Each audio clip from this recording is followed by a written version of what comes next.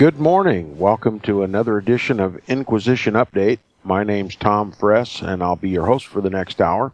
You're listening to FirstAmendmentRadio.com. Thanks for tuning in, everybody.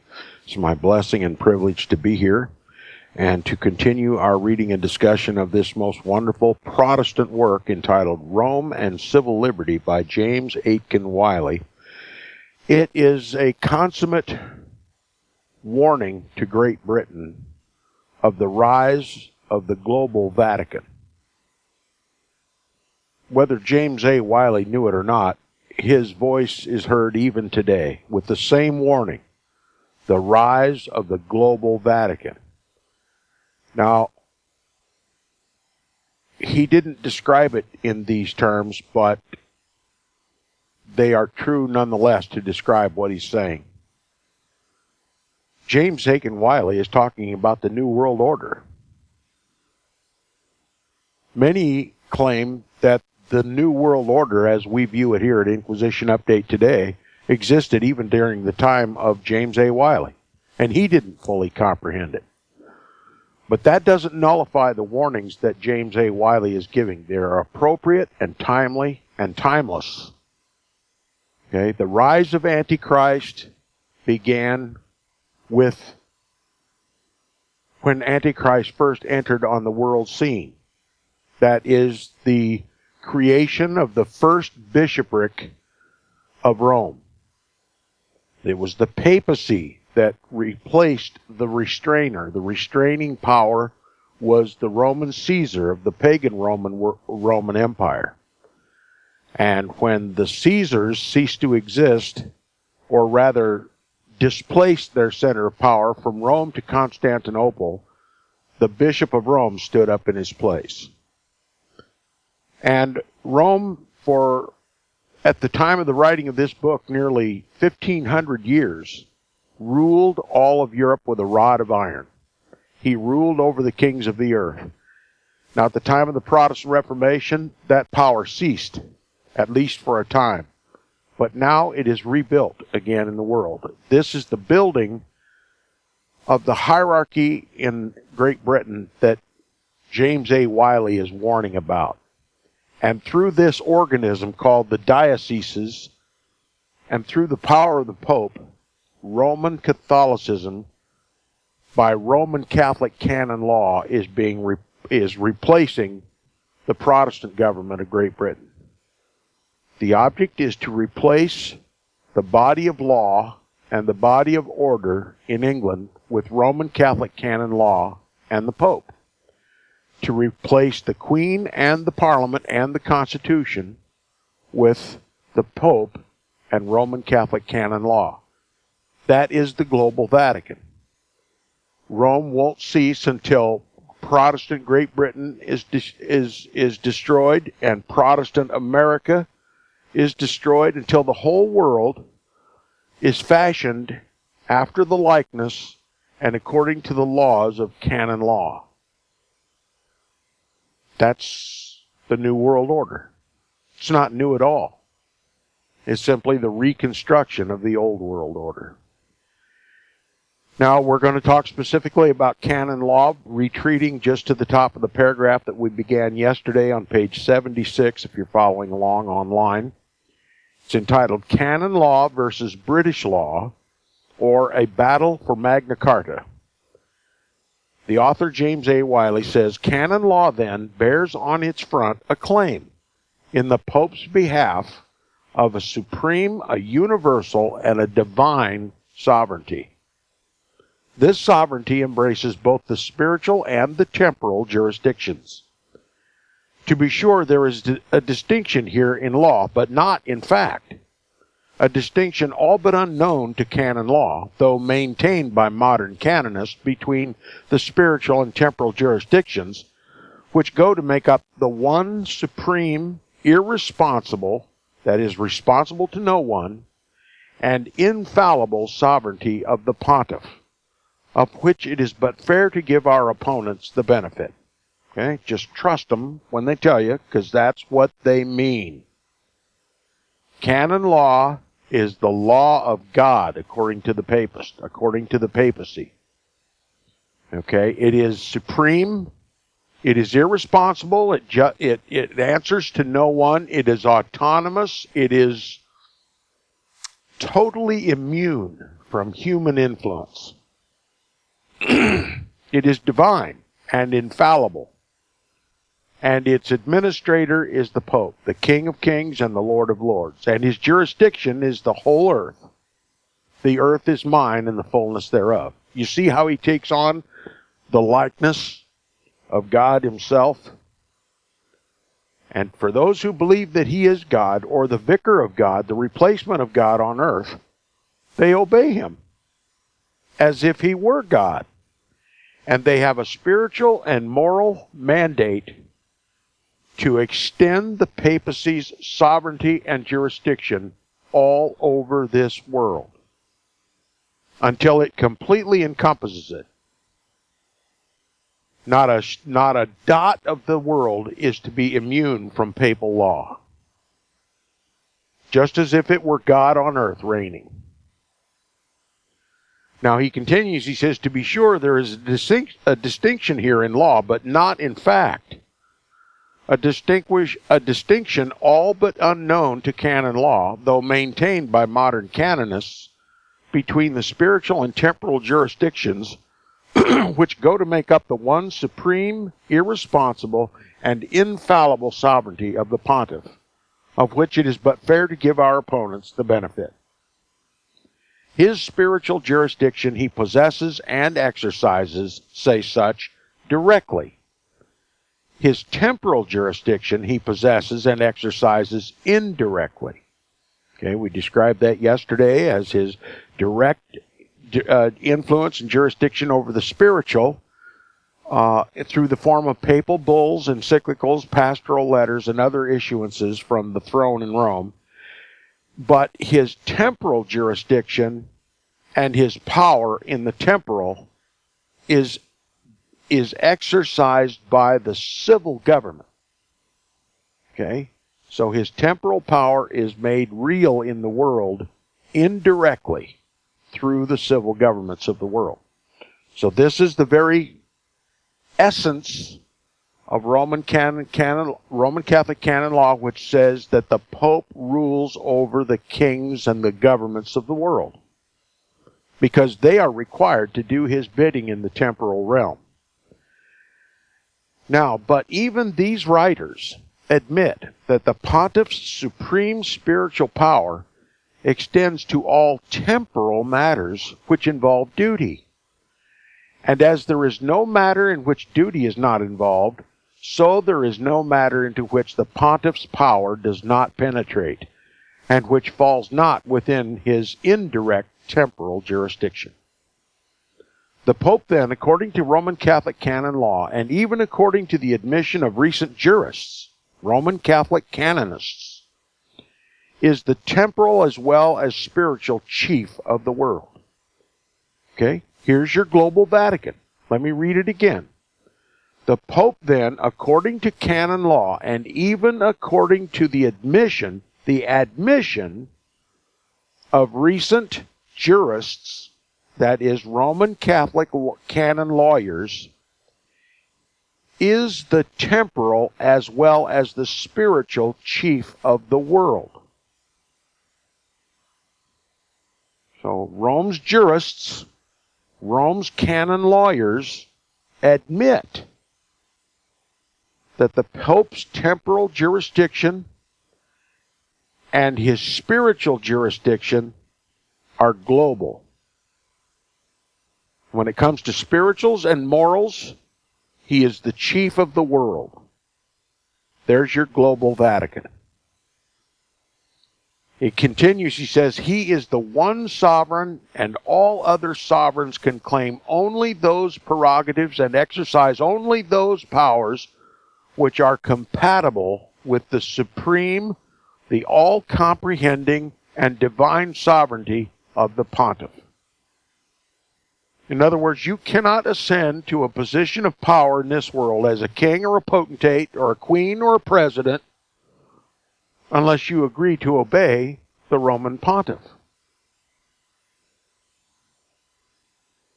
and impose his law.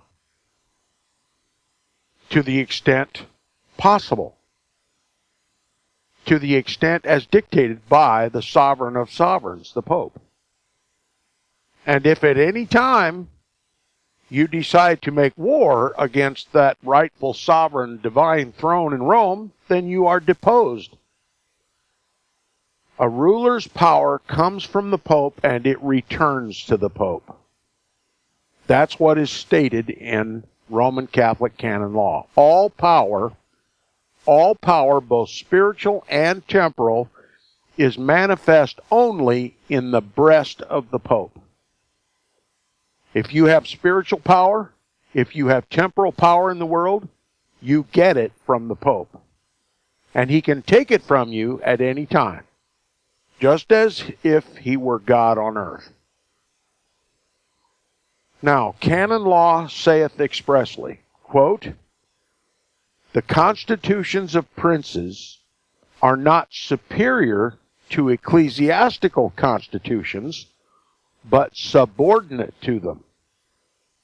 Okay? The constitutions of states, that is the Constitution of the United States, the Constitution of Britain, are not superior to Roman Catholic canon law. They are inferior and subordinate to Roman Catholic canon law.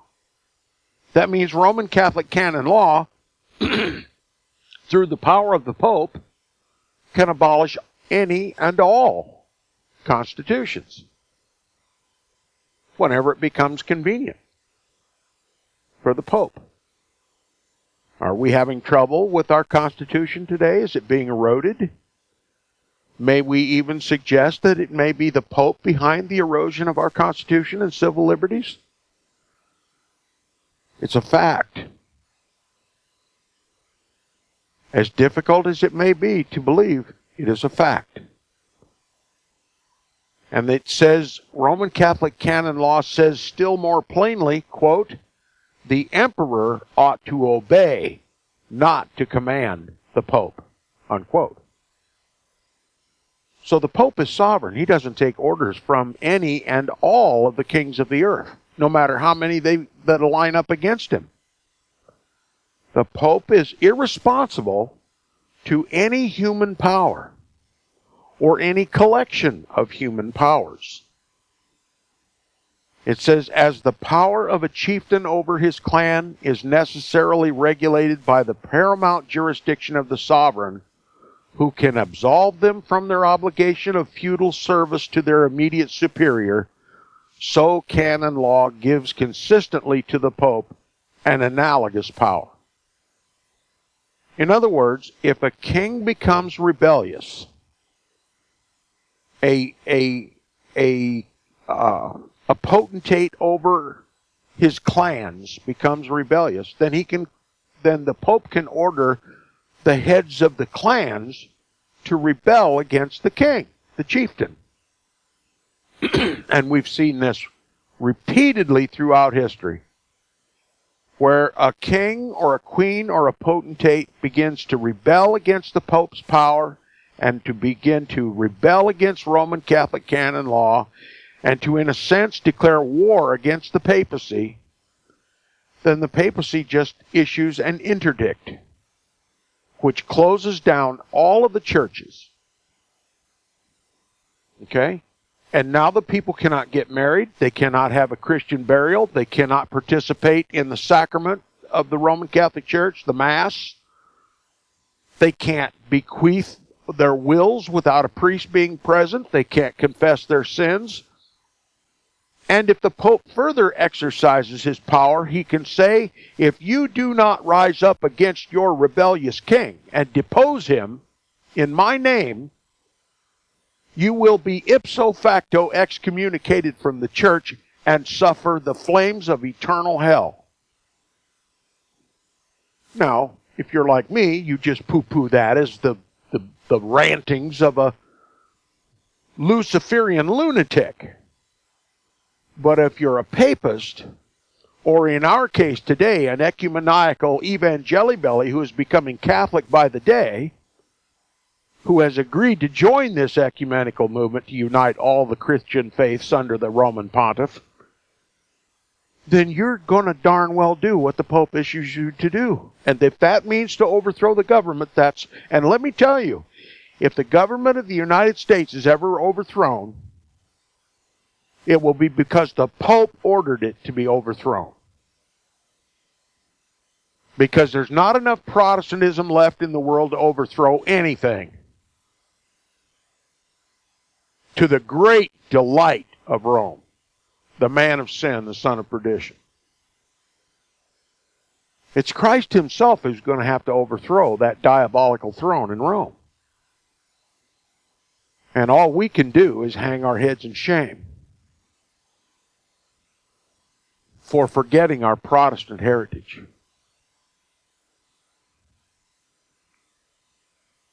Now, many accuse me of being hateful. I don't hate. Because I tell you the truth, have I become your enemy? This is the saddest state of affairs for Protestantism. The papacy no longer fears Bible-believing Protestants because they don't put their faith into practice. They don't oppose the Pope anymore.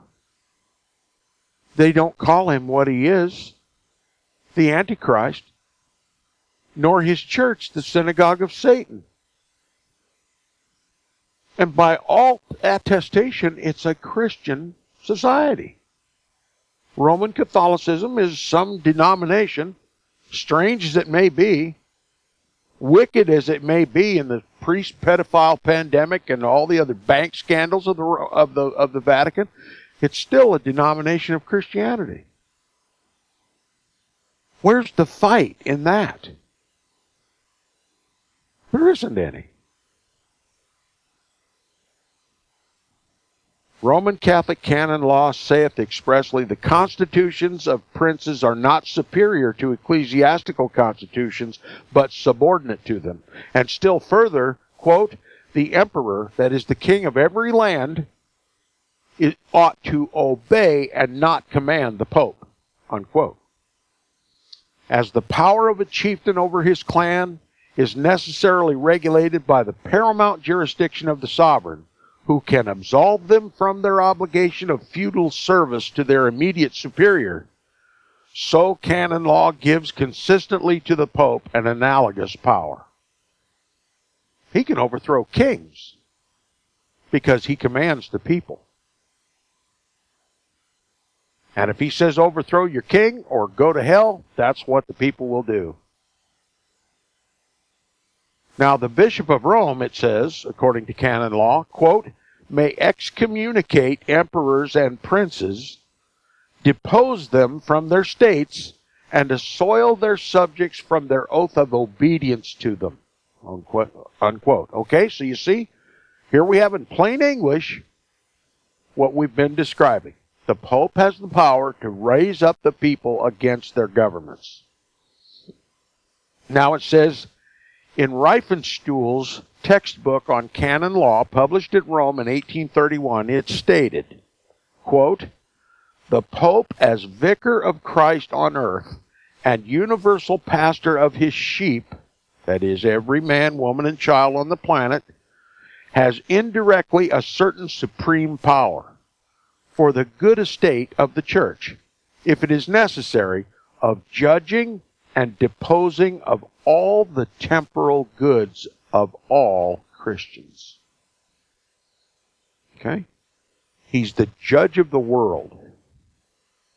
He not only judges, but he disposes of all temporal goods of all Christians. He can take away your goods. All of them. There is nothing that you call yours that the Pope cannot take away from you, according to Roman Catholic canon law, when he finds it advantageous to the papacy and to the Roman Catholic Church. And temporal goods includes intangible things like liberty, freedom, your freedom of speech, your freedom of religion, your freedom of conscience. your freedom to keep and bear arms. These are all temporal goods as opposed to spiritual. So we're not talking about just tangible things, your house, your car, your kids.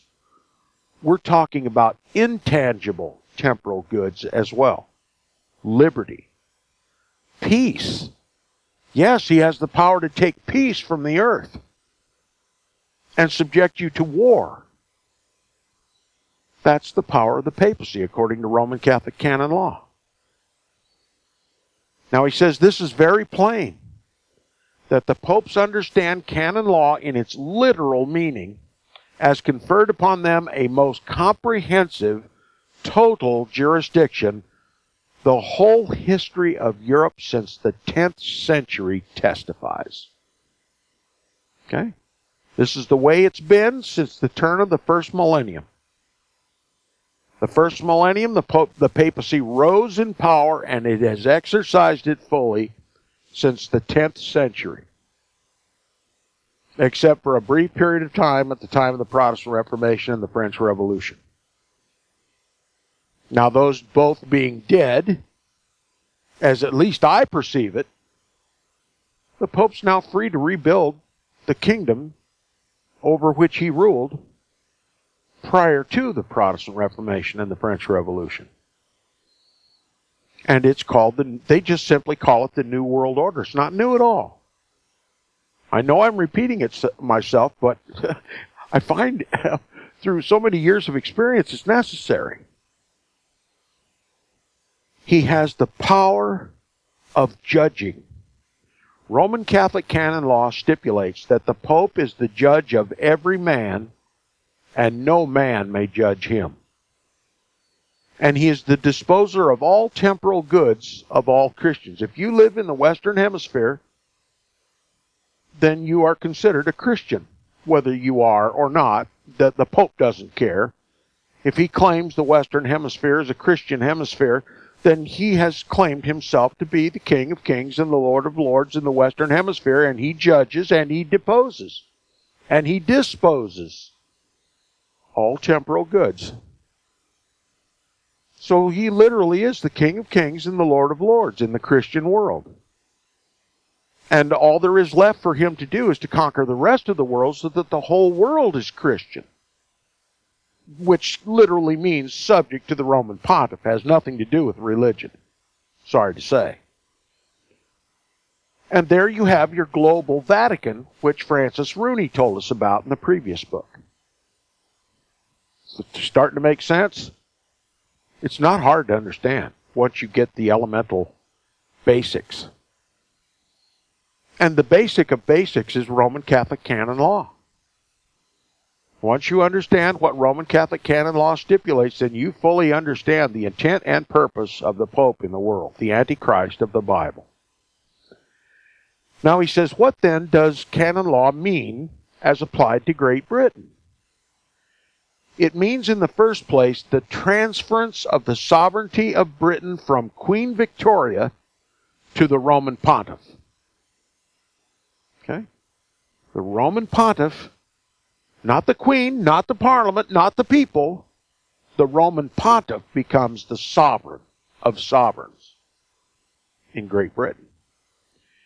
It means, in the second place, that the right of Parliament to legislate, unless in complete subserviency to every requirement of canon law, shall cease and desist. It means that the priest shall not be amenable to the civil tribunals. You can't lay a charge against a priest of the Roman Catholic Church and expect him to stand trial in a civil trial. He is above the civil authority. It says, and that, when accused of treason or of murder or of any crime whatever, the ecclesiastical courts only shall have power to try them. You get the picture? That's why the pedophile priests never go to jail. We'll be back right after this Inquisition update on First Amendment Radio.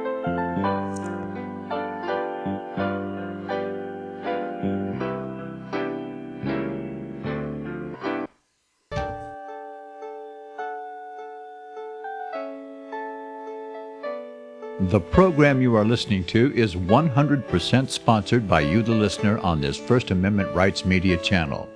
You will notice that there are few commercials on this radio network. There's a good reason for that. Corporate advertising dollars come with strings that limit program content. So without your help, these programs cannot continue on internet or our several affiliates. If you benefit by the educational law programs, we ask you to give. If you are admonished or nurtured by the Bible and ministry programs, we ask you to give. If some voice a cause that you are passionate about, we ask you to give. If you believe in any of these, we ask you to support them as you would a missionary on a continual basis, as if giving a tithe for missionary radio. These programs are not commercially viable and must be supported by those faithful to the cause of truth. Look for the button to sponsor your favorite programs at our listen and schedule pages on the internet. Then, when you subscribe, we will send you the last quarterly MP3 CD of that program immediately, and continue to do so with each new quarter. We will also give you unlimited archive access to all of our programs. We're asking you to give much less than a tithe, so that you may also send support directly to a particular program host, cause, and anywhere else the Spirit may lead you. Do all to the glory of our God and Creator, for His holy nation, the only kingdom that will last forever. Thank you for listening.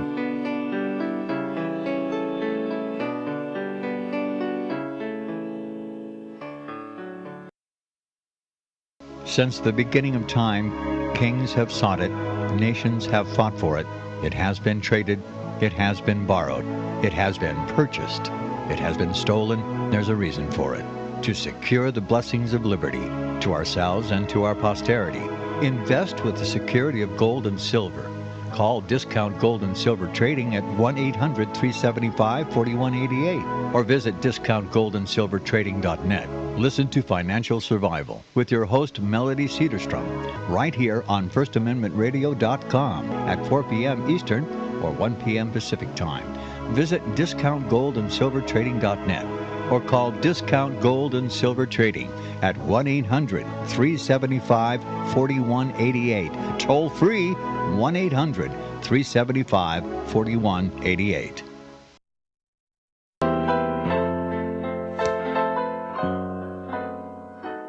Welcome back from the break. You're listening to the second half hour of Inquisition Update on First Amendment Radio. If you'd like to support Inquisition Update, please support First Amendment Radio, who sponsors it. If you wish to contact me, please do so by email. My email address is tom@seawaves.us. Canon law. That's the subject of this morning's reading and discussion. Roman Catholic canon law and the authority, the supreme, irresponsible sovereignty of the Pope as the global King of Kings and Lord of Lords. What consequence does the erection of the Roman Catholic hierarchy in Great Britain in 1865 have for Great Britain? What does Roman Catholic canon law hold in consequence for Great Britain? He says, what then does canon law mean as applied to Great Britain? It means, in the first place, the transference of the sovereignty of Britain from Queen Victoria to the Roman Pontiff. Okay? The Pope's the Queen of the King and the Parliament. It says it means, in the second place, that the right of Parliament to legislate, unless in complete subserviency to every requirement of canon law, shall cease and determine, or cease and desist. Cease to practice, unless it is completely subservient to Roman Catholic canon law. What does it mean for the United States?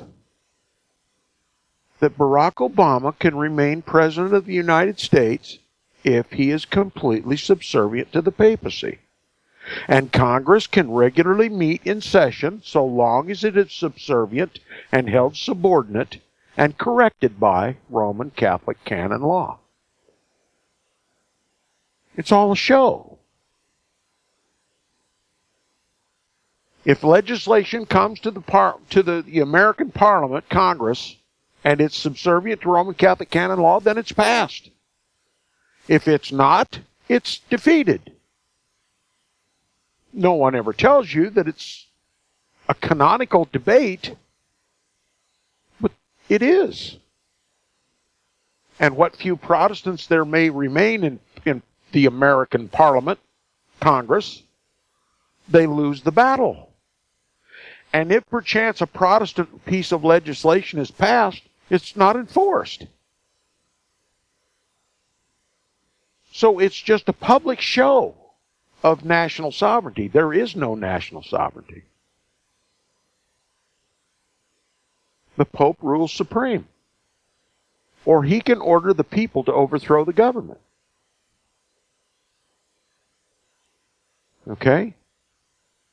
It says in the second place that the right of Parliament to legislate unless in complete subserviency to every requirement of canon law shall cease and desist.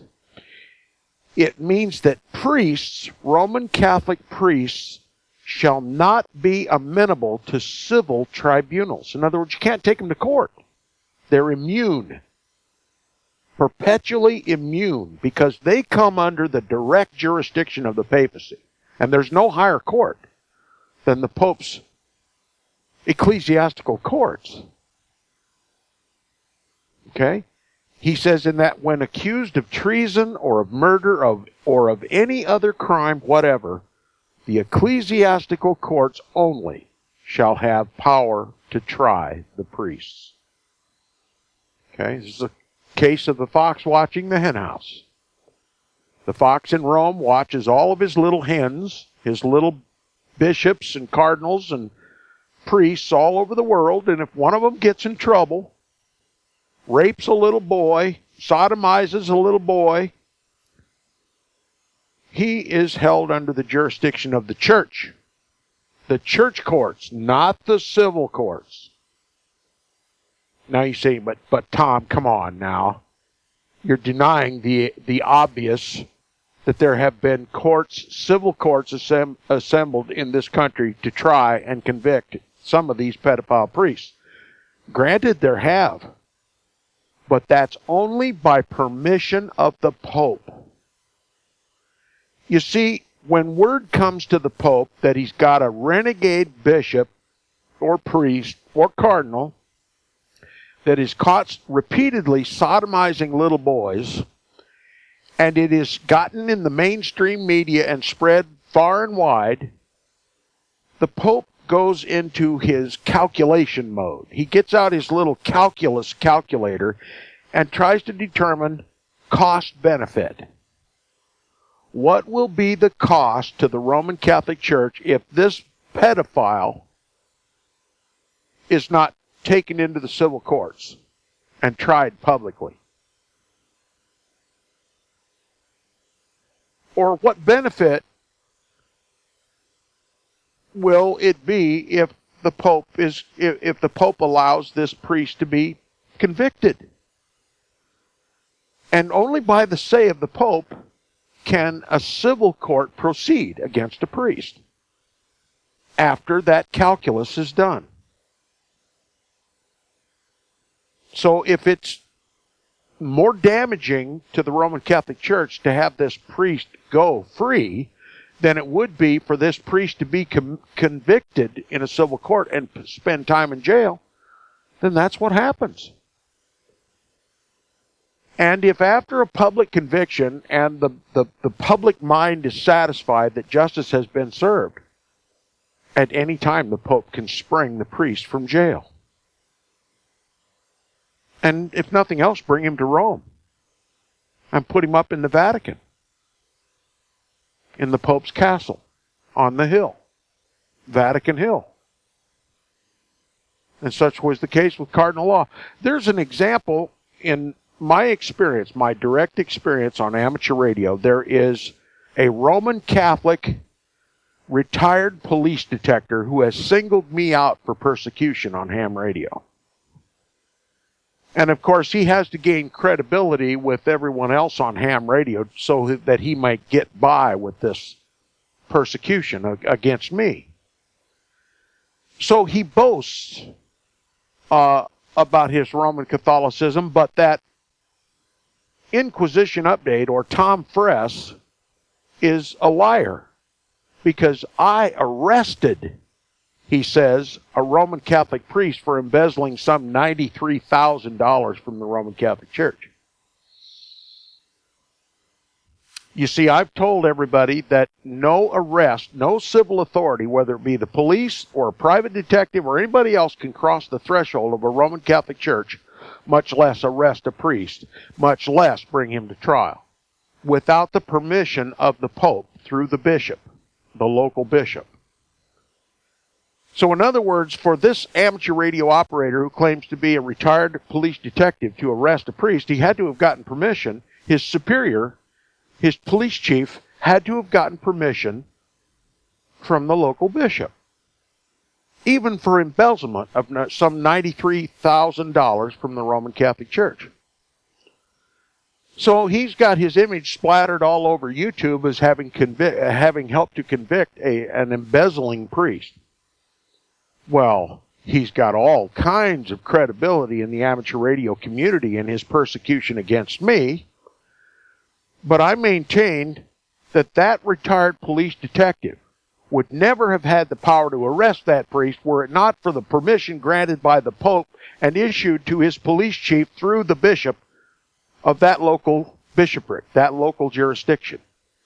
And that the arrest of that priest was most likely to protect the priest from the reason that he embezzled $93,000 from the church, and that is to pay off all the little boys who were prepared to make accusation of pedophilia. And that this Roman Catholic retired police detective arrested that priest to save him from from destroying the church in that local jurisdiction from the accusation and the conviction of repeated acts of pedophilia by this priest. So he was led into the civil courts, tried and convicted of embezzling $93,000, and he's shuffled off to some resort somewhere to be reformed, when he should be hung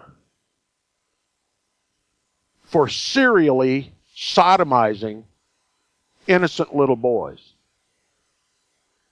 And the very retired police detective, who now is the legitimate critic of Tom Friess on amateur radio, is complicit in allowing a pedophile to go free. And I am the one who is persecuted. I am the one who is criticized. But the civil courts have no jurisdiction, either over an embezzling priest or of a sodomizing priest, unless it is given permission to arrest that priest by the local bishop and ultimately by the Pope. That's the corruption of the Roman Catholic Church. It's as old as the Roman Catholic Church itself. And as I've said many times on the program, the ecumenical councils of the Roman Catholic Church throughout history, after the official public debates, have had to retire to private session to deal with the common, perpetual, everlasting scourge of the priesthood. Because they are idolaters, they are also sodomites. And for as long as the idolatrous Church of Rome has existed, her priests have been sodomites and pedophiles. And as long as they can contain the damage within the church itself, it lives peaceably with it. But when it becomes public, the Pope is forced to act. Not out of charity and love and concern for the victims of these priests, but out of love, concern, and charity for his own institution. And when given an opportunity, even when the church goes into damage control and allows one of these priests to be tried and convicted in a civil court, behind the scenes, it treats its victims like the perpetrators themselves, having brought false accusations, they say, against the church. and are just money grubbers trying to deplete the church of its wealth. That's how the system works. That's how it's always worked, and that's how it's always going to work. So the retired police detective is no hero. He will be tried and convicted with all the other papists in the world for their crimes. And I'll suffer the persecution until that day takes place. Okay? Canon law stipulates that the priest shall not be amenable to the civil tribunals, the civil courts, and that when accused of treason or murder or any crime whatever, especially pedophilia and embezzlement. Do you know why a priest embezzles money from the Roman Catholic Church? One of two reasons. He is either taking church resources to help support his secret wife or his bastard children. The celibate priest goes off and secretly gets married to a woman. She conceives and brings forth children, and somehow his conscience causes him to provide for their needs. And so he steals from the church, having no other source of income. Unless, of course, he's peddling drugs on the side. So the church loses millions. All right, there's a second case where a priest will steal from the coffers of the church. That's to silence their victims. To silence little boys who eventually grow to become men who are tormented day and night, year in, year out, for what has happened to them when they were the most vulnerable and the most trusting of the priest. They sooner or later grow up to be men, and they want to resolve their pain and clear their conscience. And so they come forward with grotesque stories. And to shut them up, the priest embezzles from the church.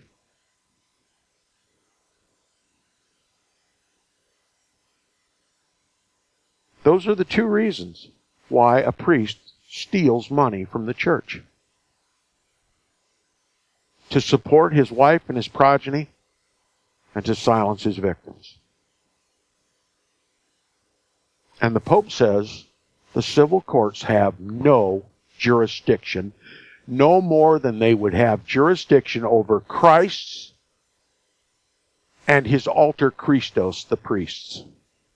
No jurisdiction over the Pope, no authority over the Pope nor his priests. If they are ever to be tried, they are to be tried in the ecclesiastical courts, the church courts. Never is it to be talked about in the press. Never is it under civil observation. Okay? That which is carnal, that which is spiritual, and they shall never mix, according to Roman Catholic canon law. The priest is a spiritual extension of the Pope, and no more than you can try the Pope in a civil court, you can't try a priest, unless the Pope gives permission as a means of damage control. I hope I've made the point. All right, Roman Catholic canon law means that the Pope shall be entitled to appoint to every ecclesiastical living in the country. There's your what's the term they used? Investiture. Okay? He is the one who picks the priests and the cardinals and the hierarchy. Only the Pope, not the Queen, not the Parliament, nobody else. We're talking about a divine society, not an earthly, mortal society. So only the divine can appoint the priests. Only the Pope can appoint the priests. Now, if a nation rebels, such as China, and insists that if anybody's going to be a bishop in China, the hierarchy of China is going to pick that bishop, then the Pope has to resort to ulterior means to defeat that system and to install all of the stars of heaven in China. That's what's going on between the Vatican and China. It was even admitted so in the Global Vatican by Francis Rooney. So the Roman Catholic Church is split in two in China. Those who obey the civil government in China and allow the president of China to appoint the bishops, and then the Roman Catholic Church, where the Pope only appoints the bishops. So China has within itself another nation, another government, another God, just like the United States does. And since the United States has fallen to papal control, so will China. That's why China is being raised to a world power now. That's why our influence, that's why our money, that's why our debt has been passed on to China. Our goods and services are now provided by China. Our industries have been shipped to China. The Pope has granted his blessing to China. He has dispensed with the goods of this heretical nation, the United States of America, as punishment. It's just not Catholic enough. It's not moving to Rome fast enough. The Pope has, the fulfillment of Bible prophecy to consider, and China factors in. So China has to have the means by which to fulfill certain Bible prophecies. And of course, as long as the Pope is orchestrating the fulfillment of Bible prophecy, then Bible prophecy must be indicating that the Pope will eventually be the King of Kings and the Lord of Lords in the whole world, and not just Rome and Europe and America. Maybe I'm talking too fast, but you get the drift. The Pope really does control the kings of the earth. He really does shake the whole earth. And that's why so much of the world obeys him. Completely deceived. Hopelessly deceived. Except for the grace and the mercy of God Almighty through Jesus Christ. The only hope for the world is to pick up the King James Bible and read it and understand it. That's the only hope for the world.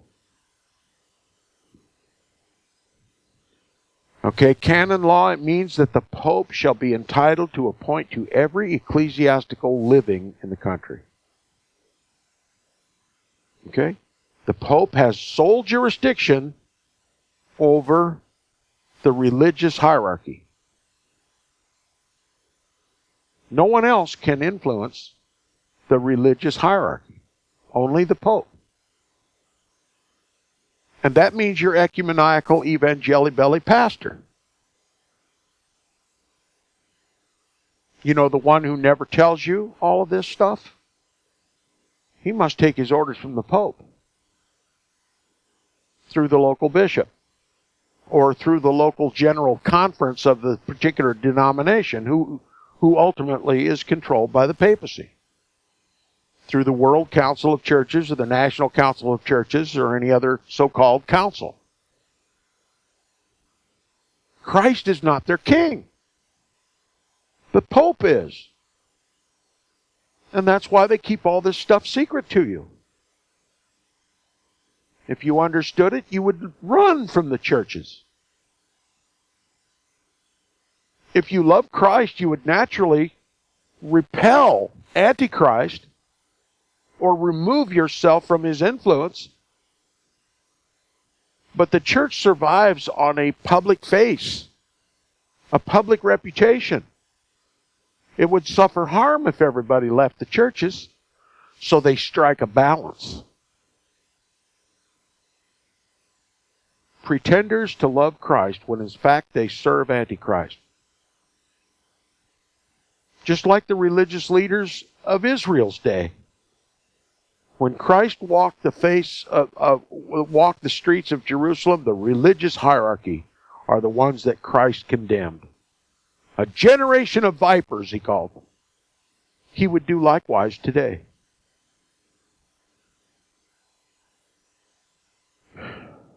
It means the restoration of the church lands. To the very last acre. That's what the imposition of Roman Catholic canon law in Great Britain represented. The return or the restoration of every acre of Great Britain once owned by the church. And I'd be repetitious if I went on to tell you that prior to the Protestant Reformation, the Pope controlled over a third of Great Britain. He owned it. It was his land. He gained the produce from it.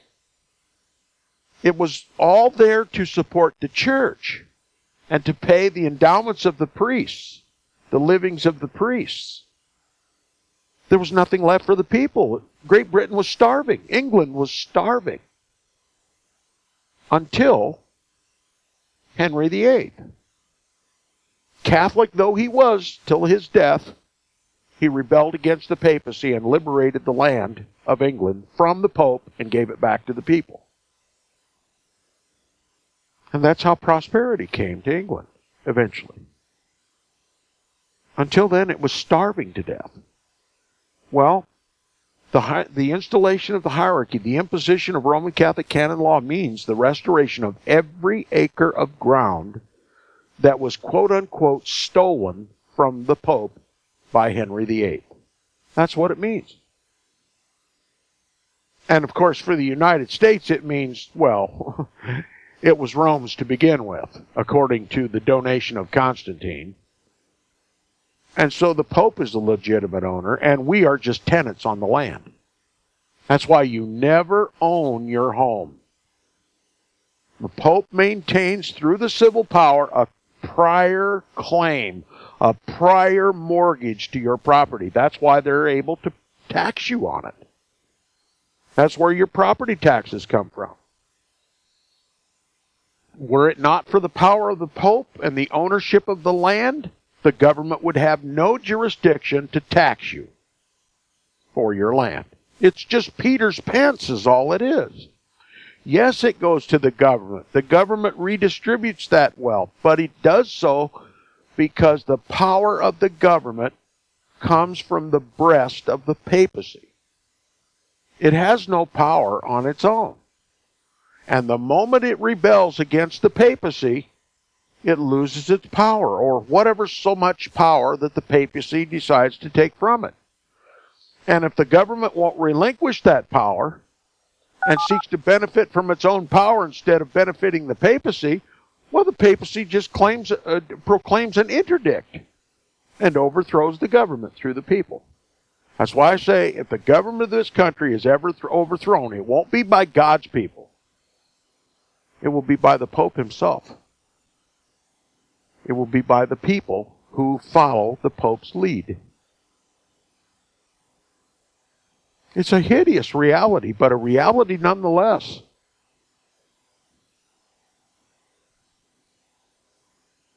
We're all made subject of the Roman Pontiff by our own government.